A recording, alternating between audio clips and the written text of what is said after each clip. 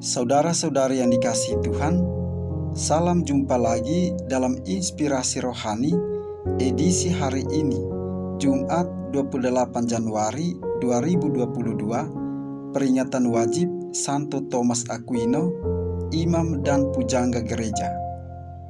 Marilah berdoa. Dalam nama Bapa dan Putra dan Roh Kudus.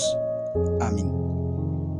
Saudara-saudari yang dikasihi Tuhan, inspirasi rohani hari ini diambil dari Injil Markus bab 4 ayat 26 sampai dengan 34. Pada suatu ketika Yesus berkata, "Beginilah halnya kerajaan Allah. Kerajaan Allah itu seumpama orang yang menaburkan benih di tanah. Malam hari ia tidur, siang hari ia bangun, dan benih itu mengeluarkan tunas, dan tunas itu makin tinggi. Bagaimana terjadinya, orang itu tidak tahu. Bumi dengan sendirinya mengeluarkan buah, mula-mula tangkai, lalu bulir, kemudian butir-butir yang penuh isi pada bulir itu. Apabila buah itu sudah cukup masak, orang itu segera menyabit, sebab musim menuai sudah tiba." Yesus berkata lagi, "Dengan apa hendak kita bandingkan kerajaan Allah itu? Atau dengan perumpamaan manakah kita hendak menggambarkannya? Hal kerajaan itu seumpama biji sesawi yang ditaburkan di tanah. Memang biji itu yang paling kecil daripada segala jenis benih yang ada di bumi.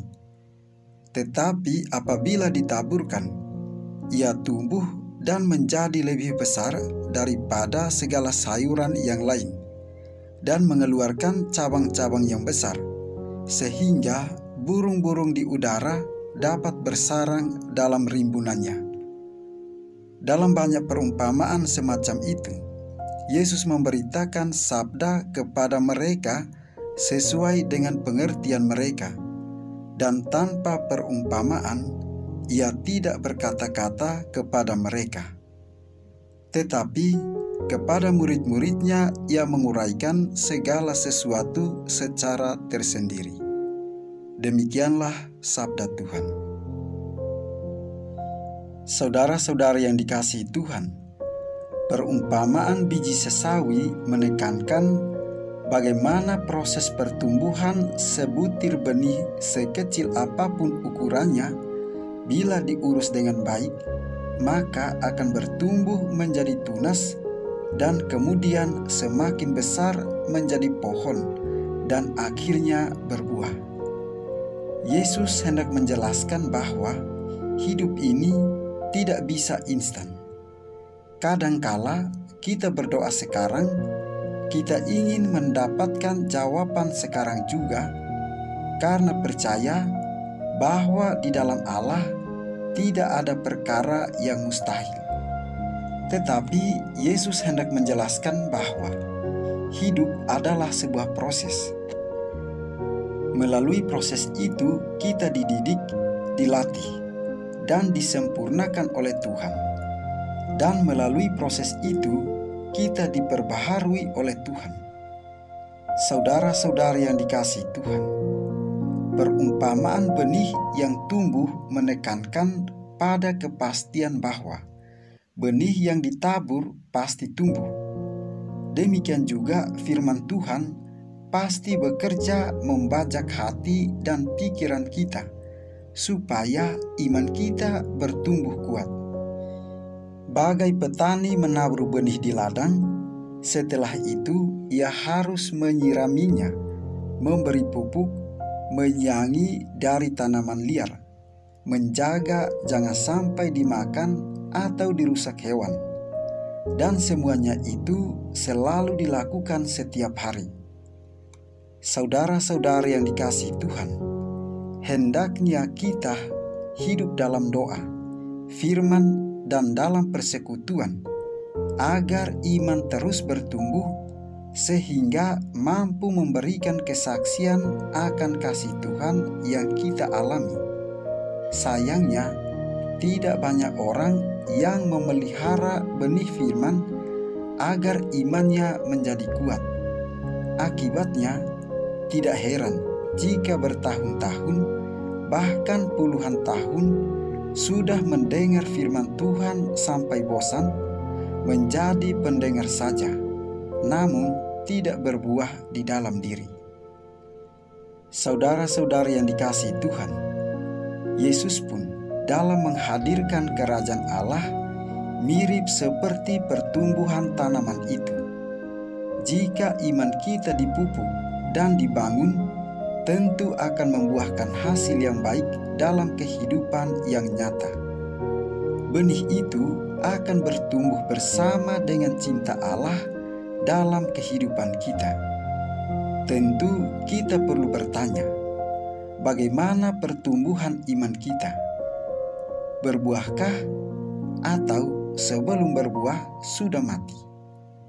Saudara-saudara yang dikasihi Tuhan, hari ini gereja memperingati sosok Santo Thomas Aquinas. Ia adalah salah satu sosok pemimpin yang baik. Gereja Katolik menghormati Aquinas sebagai guru teladan bagi mereka yang belajar untuk menjadi imam dan para teolog serta filsuf. Ia pernah berkata, "Untuk mengetahui kebenaran apa saja, kita sebagai manusia membutuhkan pertolongan ilahi supaya intelek dapat digerakkan oleh Allah untuk bertindak. Oleh karena itu, sebagai umat beriman, kita diharapkan mampu menjadikan Allah sebagai penuntun kita dalam bertindak. Dengan demikian, kejujuran akan selalu menjadi bagian dari hidup kita, dan kebenaran dalam kebajikan menjadi pedoman hidup kita, agar dengan itu kita beroleh keselamatan dalam kerajaan Allah." Marilah berdoa. Allah yang Esa, Engkau telah menciptakan semesta alam. Kami percaya bahwa Engkau adalah Bapa yang pengasih dan penyayang. Engkau sungguh mengasihi kami. Engkau telah mengutus Yesus Putramu yang tunggal, yang telah menjadi manusia, wafat dan bangkit untuk keselamatan kami. Engkau telah mengutus Roh Kudus, pemberi hidup. Dia berasal dari Bapa dan Putra. Dia telah dicurahkan ke atas kami dan berdiam di dalam diri kami, sehingga kami menjadi bait Allah. Dialah penolong sejati yang membimbing kami kepada seluruh kebenaran. Ya Bapa, berilah kami iman yang hidup, dan jadikanlah kami berani menjadi saksi-Mu di hadapan sesama manusia sepanjang hidup kami. Tambahkanlah selalu iman kami dengan pengantaran Yesus Kristus Putra-Mu Tuhan kami, yang bersama dengan Dikau dalam persatuan dengan Roh Kudus, hidup dan berkuasa kini dan sepanjang segala masa. Amin.